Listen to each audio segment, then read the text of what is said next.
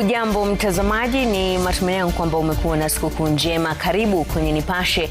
Mimi ni Mashirima Kapombe. Kuna mengi tuliyokuandalia. Kwanza tupate leo.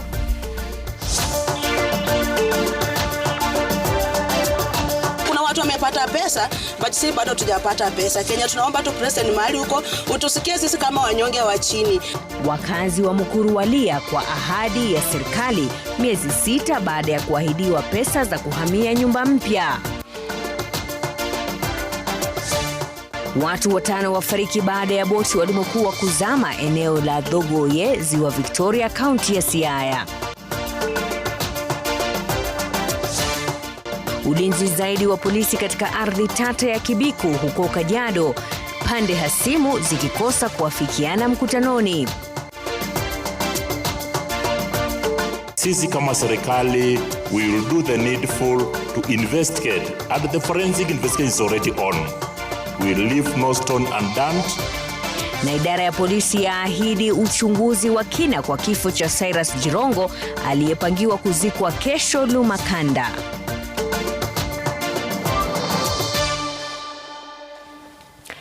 Karibu tuandamane hadi tamati. Mfasiri kwa lugha ya ishara ni Belinda Phillips.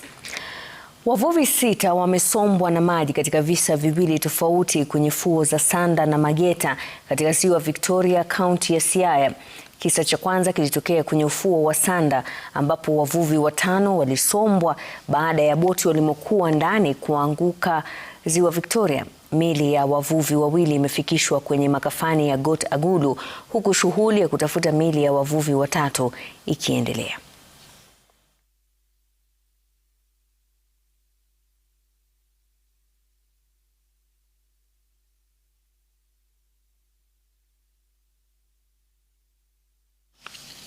Na zoezi la kuopoa mili inaendelea na tutapata taarifa zaidi katika taarifa zetu za baadaye.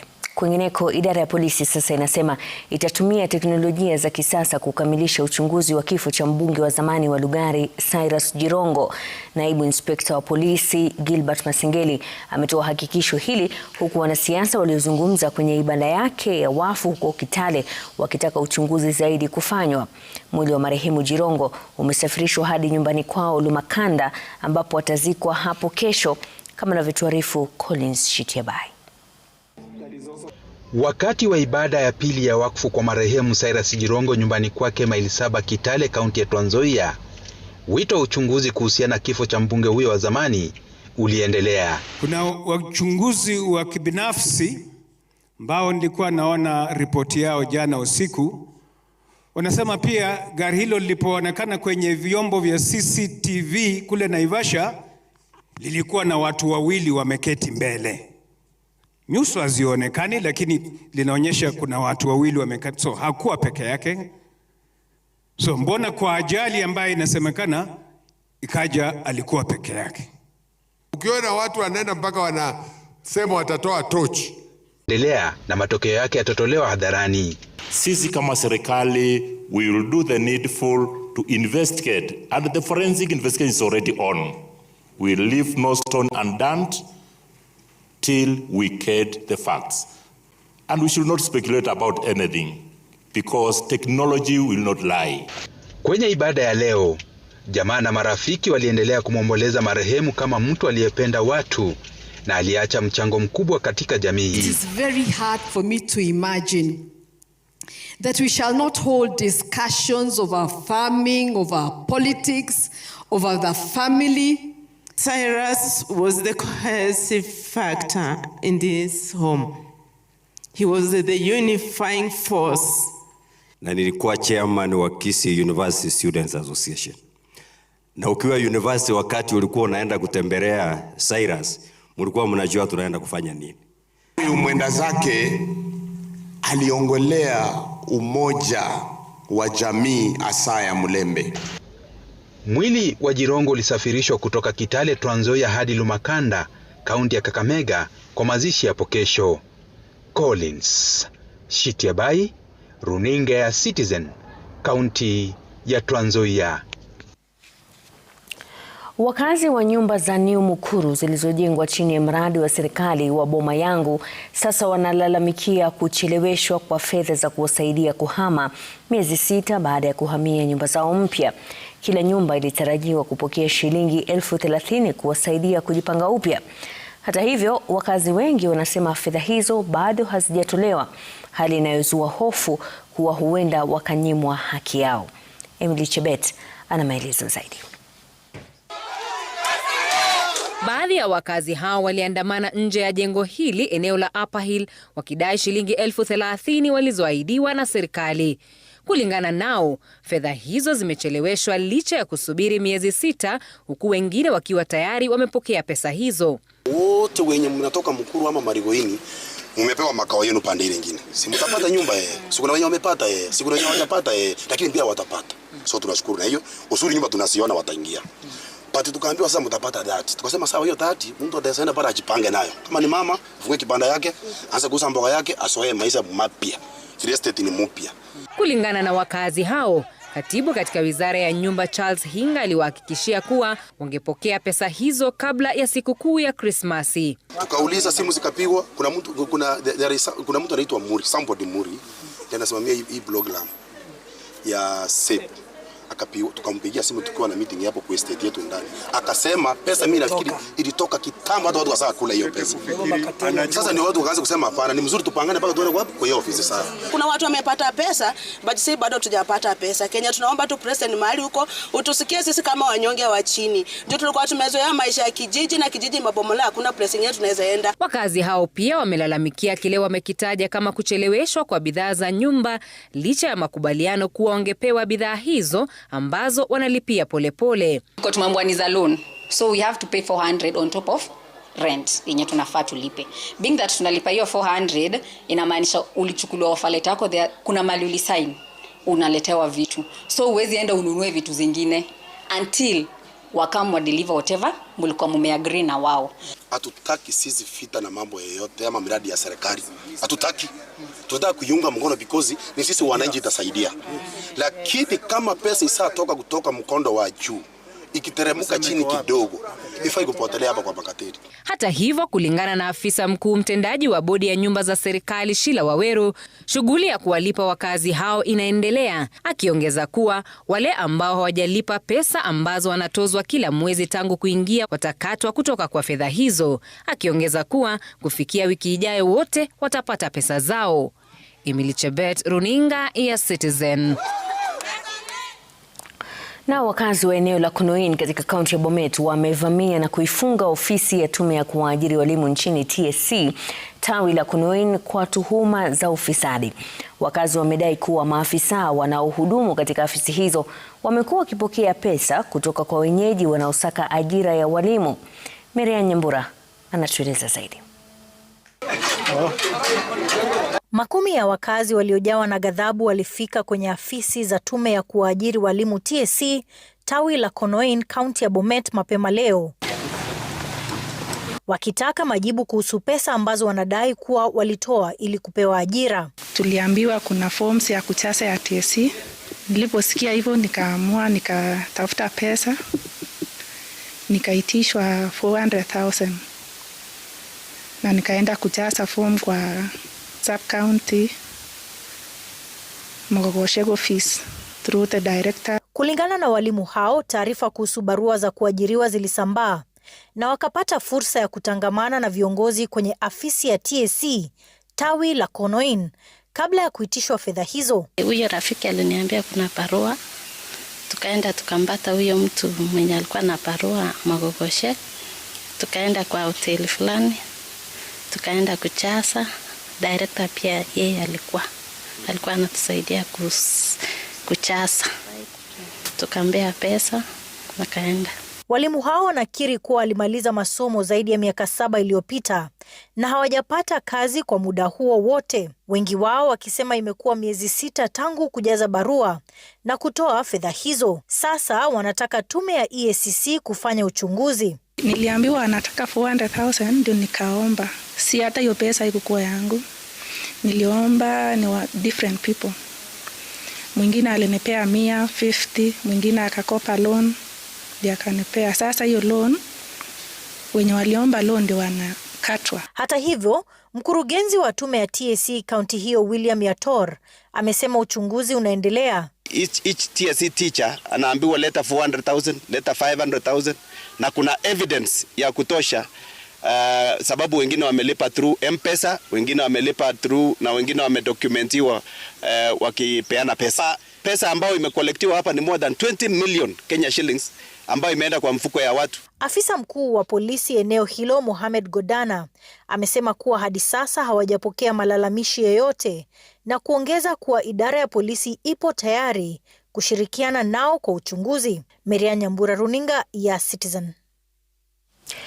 Wakazi wa Kibiko huko Kajiado Magharibi wanaishi kwa hofu kufuatia ghasia zilizozuka kwenye ardhi inayozozaniwa. Juhudi za kuandaa mkutano eneo hilo zilitibuliwa huku viongozi wa eneo hilo wakitawanywa kwa vitoa machozi. Jimmy Mbogo anatuarifu.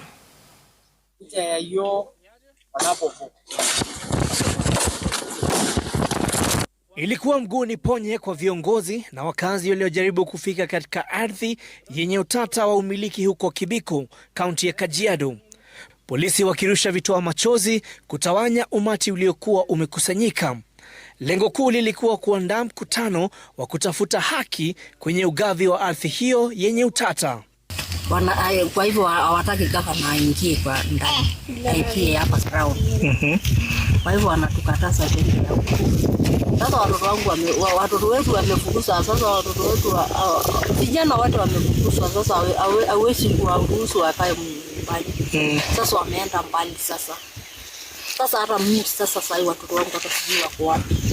The way we leaders, myself as governor, being denied to go to a part of Kajiado that is not gazetted as a security zone is telling. The tear gassing of leaders who are going peacefully to see their people is very worrying. And suddenly they started throwing tear gas at us. Let me tell you, those tear gas, the bullets will not silence us. Yes. It will not silence us. In fact, it will make our voices as loud as possible. Yes. Ardhi hiyo ya ekari 2800 imezua uhasama miongoni mwa jamii ya Kenkonyiko ambayo sasa imegawanyika. Wale wanataka Biko liwekwe ni wale wako na haki. Wale wanakataa Biko siwekwe ni wale wa kwamba hao walikuwa wameuza na ni wakaaji hapa ndio wanapinga Biko siwekwe kwa sababu walikuwa wameuza kabla haijawekwa Biko.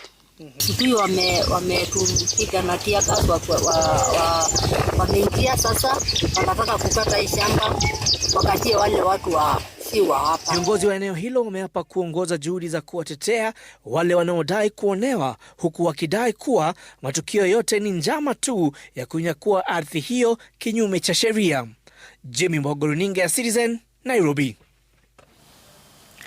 Kijana mwenye umri wa miaka 14 ametoweka nyumbani kwao eneo la Kerugoya baada ya familia yake kulalamikia uwezo wa kumpeleka sekondari ya juu aliyotakiwa kujiunga nayo.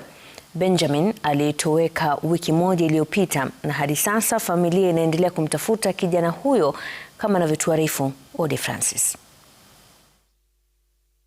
Benjamin Maingi alikuwa amemaliza mtihani wake wa JSEA katika shule hii ya Kaitheri iliyoko Kerugoya. Alifika na kuchukua matokeo yake ambayo mwalimu wake alimthibitishia mamake kuwa alikuwa amefika na kupata matokeo yake. Alitoka huku on Tuesday, siku ya Jumanne. Alikuwa anaendea Lisauti katika Kaitheri Primary School.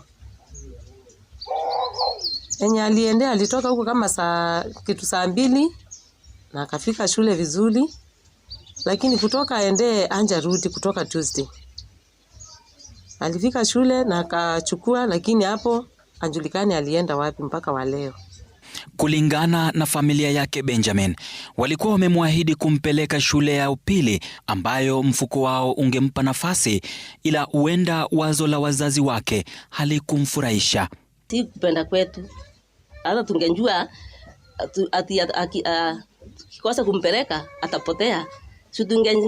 Tungetafuta njia nyingine. Alikuwa amechukulia shule mzuri na tukamwambia tutampeleka shule moja.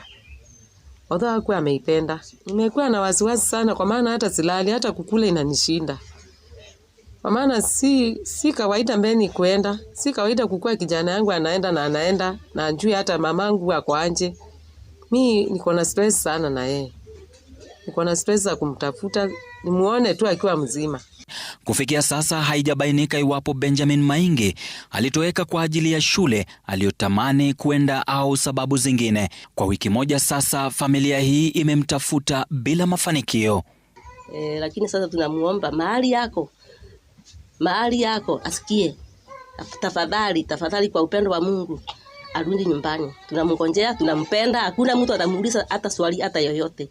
Wanafunzi wa sekondari ya juu wanatarajiwa kuanza kuwasili shuleni tarehe 12 Januari, huku hofu ya kumtafuta Benjamin Maingi ikizidi kutanda. Ode Francis, Runinga ya Citizen, Nairobi. Na mtazamaji, baada ya taarifa hiyo ya Ode Francis, tunapumzika kidogo tu, tunarejea hivi punde na mengi zaidi. Usiondoke hapo. Ni Raila Amolo Odinga tarehe 15 mwezi Oktoba mwaka huu wa 2025 kilitikisa taifa. Ni mwaka ambao pia ulionekana kupuliza kipenga cha kupimana ubavi wa kisiasa kutokana na chaguzi ndogo zilizofanyika mwezi Novemba. Emmanuel To alikuwa katikati ya matukio hayo na hii hapa simulizi ya alivyokisia matukio hayo.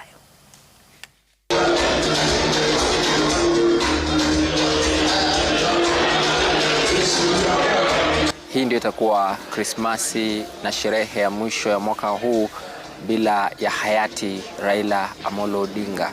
Raila akiingia mahali unasikia tu haya. The higher statement, vijana fire. Jeshi fire! Vijana fire! Mwe tayari kwa wanajeshi wa baba.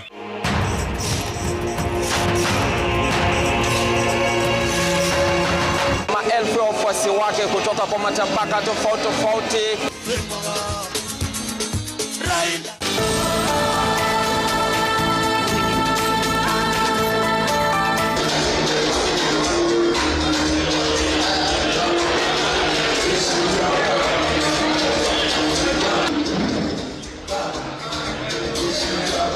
Jeshi weka saluti, mkono ya rais, twende.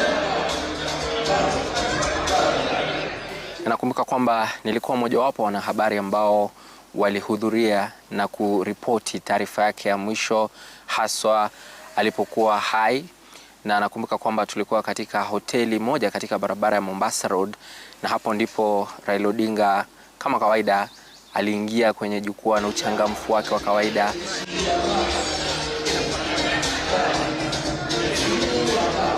Kabla hajazungumza ungeona kwamba Raila alikuwa sawa kabisa, buheri wa afya, lakini alipoanza kuzungumza ungehisi kwamba kulikuwa na udhaifu fulani ama unyonge fulani wa sauti yake. Haya.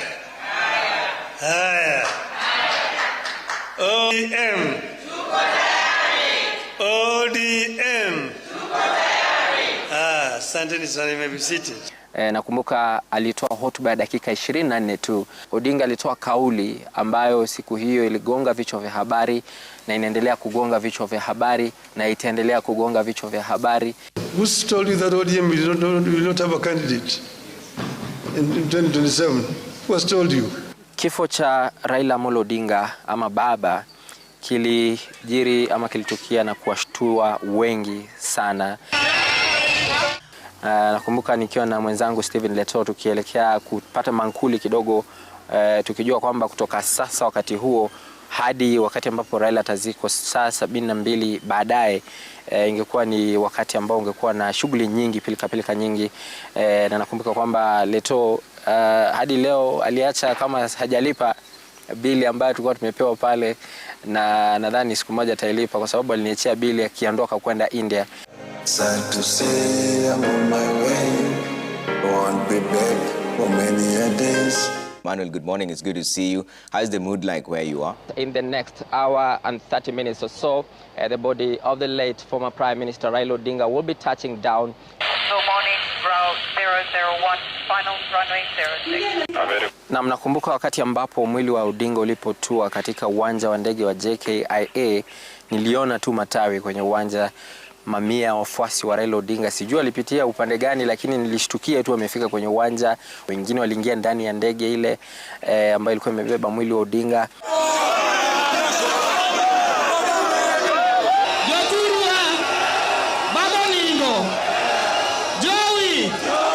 muda kutoka katika uwanja wa ndege hadi kwenye lango kuu. Mara nyingi kama hakuna msongamano unaweza chukua dakika 3 hadi 5 hivi kuendesha gari hadi kufika kwenye lango kuu.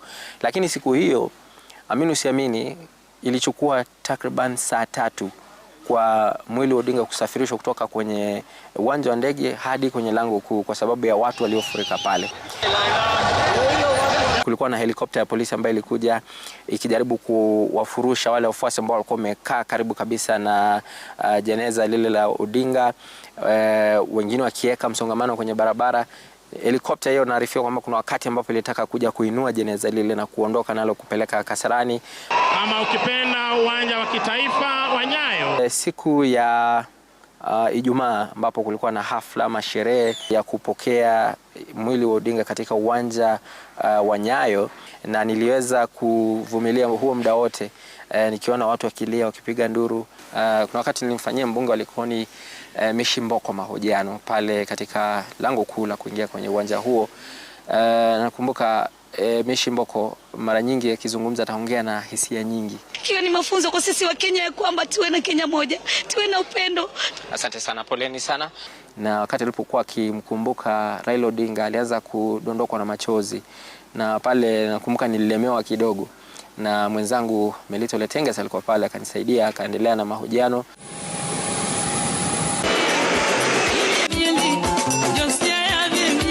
Pale katika uwanja wa Mamboleo ilikuwa ni kama hafla ya sherehe ya kusherehekea maisha ya Odinga, kwa sababu yule mcheza santuri wa Odinga alikuwa na promosha vibao baada ya vibao vya ngoma ama nyimbo ambazo Raila alizipenda, alizienzi.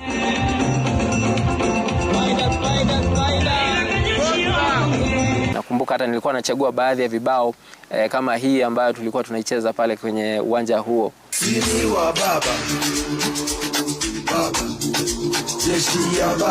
Siku hiyo niliona wimbo uliweza kutumika kutuliza hisia, kutuliza jazba.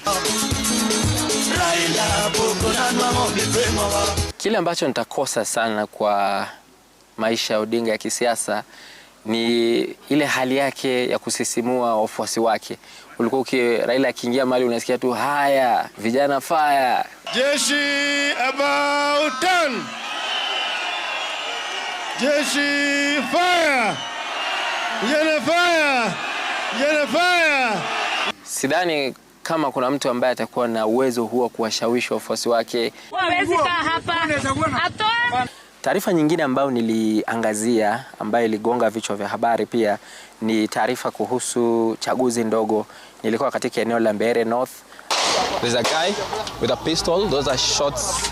Na wakati nilipokuwa nafanya mahojiano ya patashika ile, nakumbuka kuna jamaa fulani alikuwa amekuja na firimbi, alikuwa na mdomo umejaa wanasema jaba. Akija pale tukifanya mahojiano nikamuuliza, jameni naomba utoe jaba ndio nikusikie. Nakumbuka alikasirika sana. Labda ukitema jaba utaongea vizuri. Acha kuniambia vile nitafanya ndugu yangu. Tutakosana mimi na vile hujaiona, ona. Na tupenda kuchukua fursa hii kumwomba msamaha jamaa huyo. Maana yake nilimwambia ateme jaba. Ni 6 Joli na unaambia mtu ateme jaba ati jumna muinterview kwa news. Even the person with the taxin does not have the right to tell this taxin when to come out. Bila shaka sikuwa nimeelewa kwa sababu mimi si mtumizi wa jaba na hii si story ya jaba. Go Dubai.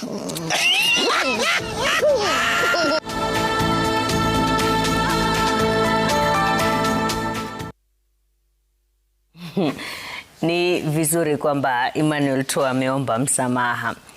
Haya mtazamaji, kwingineko, familia ya kijana aliyetoweka na kisha kupatikana ameuawa Nairobi, Derrick Omanga, imeendelea kushinikiza kukamatwa kwa watu waliokuwa naye kabla ya kifo chake.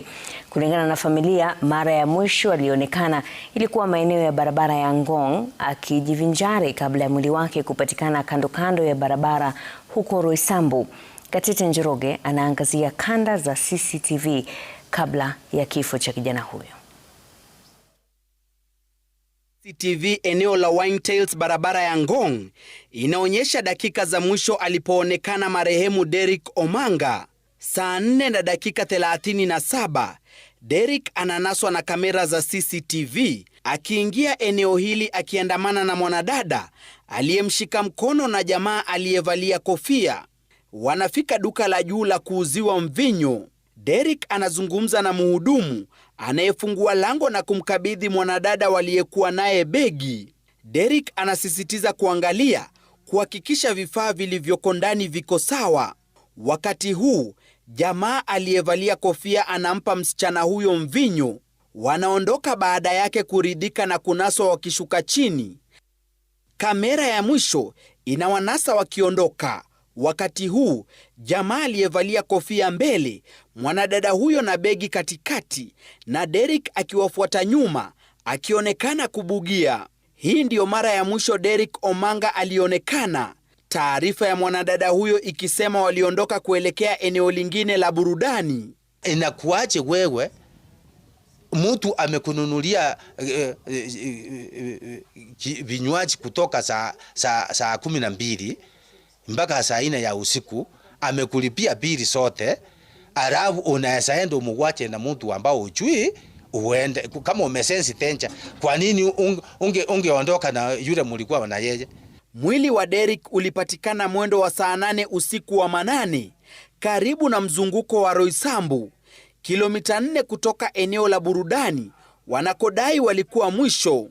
Human rights hata RCK watusaidie tupate haki, because tunaona kwa sababu ya unyonge atupelekwe vile na stahili. Hii kesi saizi ingekuwa tangu mtoto apatikane, hata hao watu wangekuwa wamekuwa arrested.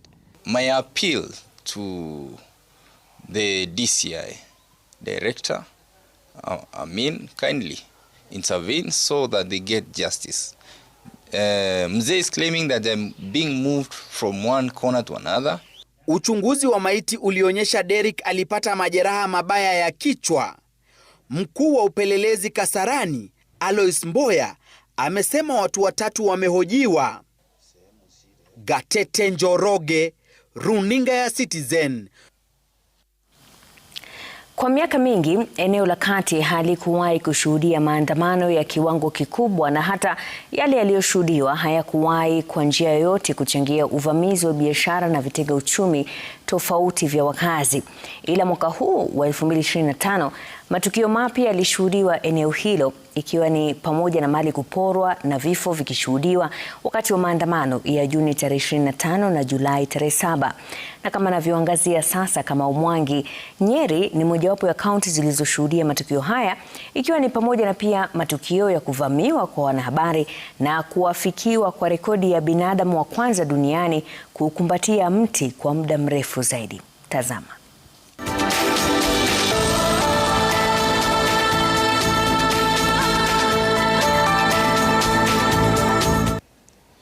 Kila anaporauka mwanahabari asubuhi kuelekea kazini, huwa ni matumaini kwamba siku yake itakuwa ni nzuri, hatopata ajali na baadaye atarejea nyumbani akiwa ni buheri wa afya. Ila tarehe 7 mwezi wa 7 mwaka huu ilikuwa ni siku ya Sabasaba, mambo yalibadilika saa 6:30 hivi nilipokuwa nafanya matangazo ya moja kwa moja kwenye runinga ya Inoro TV ambayo ni mojawapo ya runinga chini ya Royal Media Services. Kulipotokea ishara kwamba kulikuwa na makubaliano kati ya maafisa wa polisi na wale waandamanaji, jinsi ambavyo maandamano yale yataendeshwa baada ya saa kama 2 hivi za michezo ya paka na panya kati yao, na ishara zenyewe zilifika na dalili kwamba wanahabari hawakutakikana kwenye eneo la tukio. Walipoachiliwa kuendelea na maandamano yale, walifululiza moja kwa moja mpaka nilipokuwepo, na ghafla wakamfumania mpiga picha wakijaribu kumnyang'anya kile kifaa cha kupeperusha matangazo ya moja kwa moja, kwa maana live view iliyokuwa kwenye mgongo wake na kamera ambayo sasa alikuwa ameishika. Na hapa tukijaribu kutafuta njia ya kutorokea, ndipo mpiga picha James Maina alifumaniwa na akaumizwa sana kwenye mgongo wake. Mimi nilipigwa dondi, nilipigwa mawe, ila sikuumia sana. Mwanahabari aliyekuwa nasi wa huu Ngugi kutoka runinga jirani pia akaumia sana kwa mgongo wake na kuvunjwa na kuumizwa kwenye mguu. Na hapa ndipo tulitorokea kulikokuwa na usalama, maafisa wa polisi wakifika baada ya sisi kufumaniwa na kuumizwa, ila walitubeba na ile gari yao na kutuondosha walipokuwa wale waandamanaji. Matukio mengine ya kipekee ambayo yalitokea mwaka huu haswa wakati wa maandamano ilikuwa ni kuvunjwa kwa biashara za kibinafsi, na zaidi duka la jumla moja ambalo liko mjini Nyeri na ambalo tarehe 25 wakati wa maandamano ya kumbukumbu ya maandamano ya Gen Z mwaka uliopita lilifumaniwa na kuporwa na vijana, huku mali ya mamilioni ya pesa ikiibiwa. Nakumbuka pia nikipokea picha za waliohusika wakivibeba ama wakivisafirisha kati ya vifaa ambavyo waliweza kuvipora huko. Kuna wale ambao walikuwa wamebeba runinga, kuna wale ambao walikuwa wamebeba fridge, kuna wale ambao walikuwa wamebeba nguo, vyakula vilivyokuwa vimeporwa pale. Pia mjini Karatina ambako kulikuwa ni eneo ambalo wanahabari hawakukubalika kuelekea, tulishuhudia uharibifu ule, vifo viwili kulingana na maafisa wa polisi. Kuna yule kijana Ken Ouma ambaye alipigwa risasi akiwa kwenye gym moja ghorofa ya 3. Nakumbuka tukienda pale na kuonyeshwa alipopigiwa risasi, maafisa wa polisi wakijaribu kukabiliana na kati ya waandamanaji ambao walikuwa wanajaribu kuzipora biashara. Tukio la pili nalolikumbuka mwaka huu lilikuwa ni jaribio lile la mwanadada Truphena Muthoni, binti mwenye umri wa miaka 22 na ambaye alikumbatia mti kwa saa 72. Na kwenye upeperushaji wa taarifa hii nakumbuka wengi wakiauliza maswali tu, jinsi vipi mtu anaweza kusimama kwa saa 72 bila chakula, bila kwenda msalani na mambo kama yale. Na nakumbuka kabla ya saa 6:25 alipokuwa anafaa kukamilisha ile quest yake, umati wa watu uliokuwa umefika kufikia hayo masaa ulifanya coverage ikawa ni vigumu sana. Nakumbuka mpiga picha James Maina akijaribu kupata ile picha ya yule binti akiwachilia ule mti, na kwa sababu Wakenya walikuwa wamefika kwa wingi, ikawa ni vuta ni kuvute, ikawa hata wakati mmoja kidogo ama nusra yale matangazo yakose kufanyika kwa sababu ya umati uliokuwa umefika. Hayo ndiyo matukio ambayo yalisheheni katika kaunti ya Nyeri na ambayo yalikuwa ni matukio ya kukumbukwa zaidi.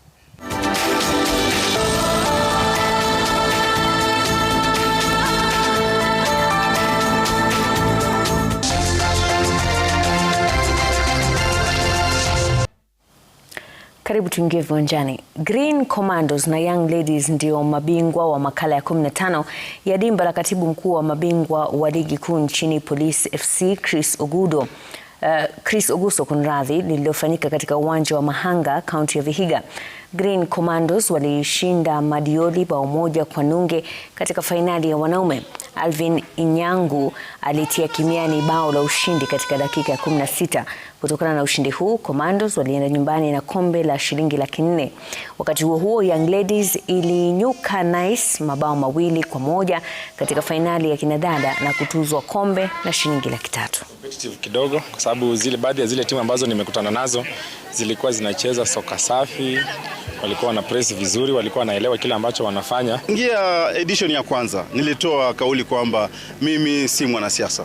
Mimi naweka amani kwa serikali na kwa wananchi, na mimi niko dhabiti kwa nchi yetu ya Kenya na kikosi cha polisi. Sasa mimi nimerudi mashinani kuweza kuinua hiyo talanta ya mashinani. Kiwango hakika kimekuja juu zaidi. Kilinganisha na mwaka jana ndivyoona, saizi there's a lot of talent. Na kwa hakika tumekuwa hapa na CEO ya Premier League teams, tumekuwa na kina chairman ya Kakamega Homeboys.